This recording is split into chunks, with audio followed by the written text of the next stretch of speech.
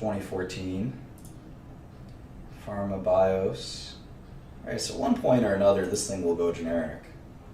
So, Lotamax, and again, this highlights my kind of issue with Valiant is it's kind of whack-a-mole. Every time you think you've got a decent franchise, this thing will probably be generic by the time, before you know it.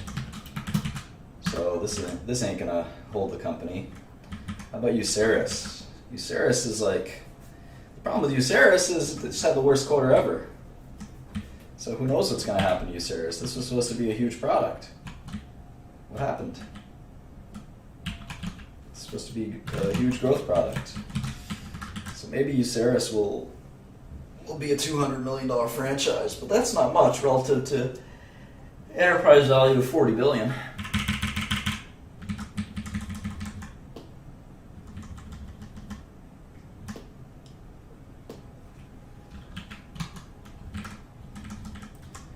All right, so I've gotten fair value now of $24 a share, which is pretty far from the current stock price in the wrong direction. 24 bucks could be fair value for Valiant. We still have some number crunching to do. Well, who knows what's going to happen should be the title of all presentations. Still trying to figure it out. What I hope for in value investing is when I can find a situation that's truly exploitable from a sort of risk perspective. I can find a stock that I can buy with limited to no kind of repercussions, even if the worst thing can happen. Yeah, there's a lot of different GI products like Uceris. There's no doubt about that. But let's move on from Uceris for a second. Let's go to Arestin. Arestin, I want to say, is a retinoid. But let's take a look at the FDA website. Arestin.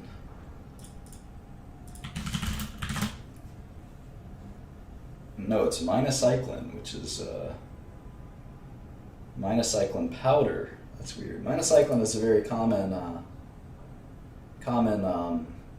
antibiotic. So I think this is like the dental version, maybe.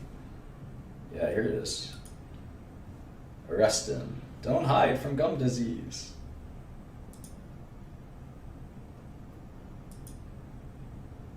So it's like a gel that you put in your gums.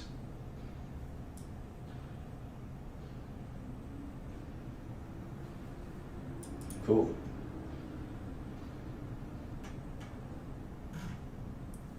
That's pretty neat. So this may not go generic. This may not go generic. Let's see. There's 100 million minocyclines in the DMF.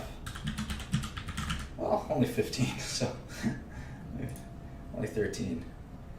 Zhejiang Husan is a big API maker. So maybe someone will try to knock off Arestin. Microsphere is sometimes hard to do. Let's see if we can get a prescribing information. So minocycline is nothing special. But here's the hard part. This bioresorbable polymer, PGLA, that is usually pretty tricky to make generic versions of that. And even when you do, there's going to be not totally clear substitution. So let's see if there's let's actually see if there's a guidance, equivalence guidance, or guidelines. Let's see if there's bioequivalence guidelines for Arestin or active ingredients. So it's minocycline. This is kind of a cool website that the FDA has as well. There's a bunch of these. It's pretty neat. All right, so here it is, extended release powder for dental. So it looks like someone's trying. Let's see when the guidance was recommended in March of 2015, so that was last year. There might just be a generic coming. Let's see. Okay, so they expect bioequivalence based on a clinical endpoint. They don't want a They want a clinical trial. So you'd actually have to do a clinical trial to make a generic of Arrestin, which is pretty nice barrier to entry. So let's see if there's a minocycline in periodontitis, I guess. I don't know how to spell periodontitis. Let's see. Titus. Oh. Good guess. Alright, let's see. Doesn't look like there's a clinical trial, at least. So, yeah. Pretty cool. This is a nice little product. The only question is, again, is this the kind of product that Valiant's kind of been promoting a little too heavily, if you know what I mean. And they had it's been about 30 million a quarter. They had a weird $52 million quarter. Maybe they stocked it or something, but this is a nice little product for sure.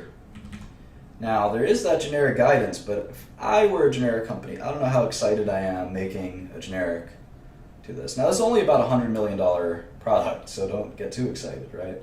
But between that and Uceris, you got two. I mean, it's kind of sad when you're looking at a $40 billion company and the best drugs are $100 million drugs. I feel terrible for these guys almost. Wellbutrin's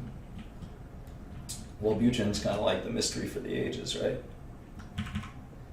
Xifaxan is so weird. I mean, Allergan's coming. And Jublia is going to be generic soon. And it's hard to trust their growth at all, so it might make sense to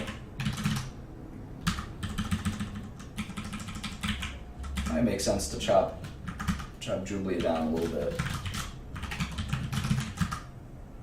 Now, Wellbutrin is one of the weirdest situations I've ever seen, and again, it didn't have a bad quarter. Which tells me that I'm not sure how much Philidor promotes Wellbutrin. This might be just crazy doctors who like it. Alright, so when I get into situations like this, I just want to look at what's the biggest franchise. And so we have Asia, China, etc. as a big franchise, and consumer as a big franchise in terminal years. So let's look at Asia real quick, because I'm kind of curious here. I said that most of the businesses in China, about 2/3, but if you look at this quarter, it was revenue for Asia was actually flat year over year. The Asia business is bigger than most of their drugs. So it's hard to really believe that you're going to get a ton of growth.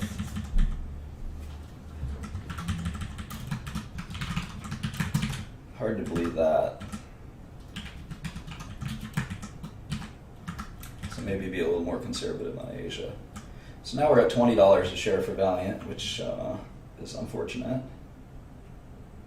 But we have to make some adjustments on spending and things like that. So we're not quite there yet.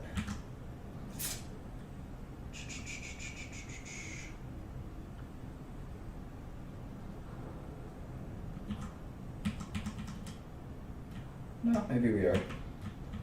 This looks pretty reasonable, actually. They're going to have to start paying taxes at some point. Probably not until they're in a cash position.